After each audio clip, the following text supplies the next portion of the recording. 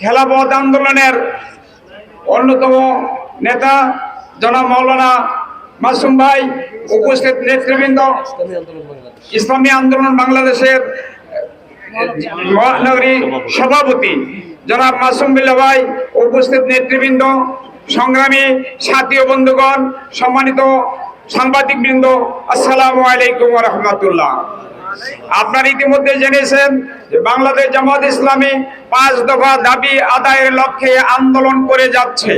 এগুলো বিস্তারিত বিশ্লেষণ প্রয়োজন নেই। তারপর আমাদের বিশেষ অতিথি মহানগরী আমির বক্তব্য রেখেছেন।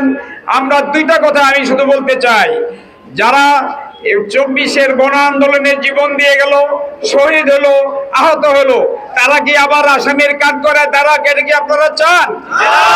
তাই যদি হয় তাহলে আগামী নির্বাচনের আগেই জুলাইয়ের সনদ পাস করতে হবে। এর ভিত্তিতে আগামী নির্বাচন অনুষ্ঠিত হবে ইনশাআল্লাহ। এছাড়া পিআর পদ্ধতিতে নির্বাচন না হলে অতীতে আমরা দেখেছি যারাই ক্ষমতায় গিয়েছে ফেসিবাদ কায়েম করেছে, নতুন করে যাতে আর কেউ ফেসিবাদ কায়েম করতে না পারে, ফেসিক যেন কেউ হতে না পারে, এই জন্য পিআর পদ্ধতি আজকে জনগণের দাবিতে পরিণত হয়েছে। বাংলাদেশ জামাত ইসলামী এই দাবি নিয়ে এখন জেলা প্রশাসকের কাছে যাবে। আপনাদেরকে সবাইকে সুশৃঙ্খলভাবে ততক্ষণ এখানে অবস্থান করার জন্য অনুরোধ জানাচ্ছি। আর এই কথা বলে আমার বক্তব্য শেষ করছি। আসসালামু আলাইকুম ওয়া রাহমাতুল্লাহ।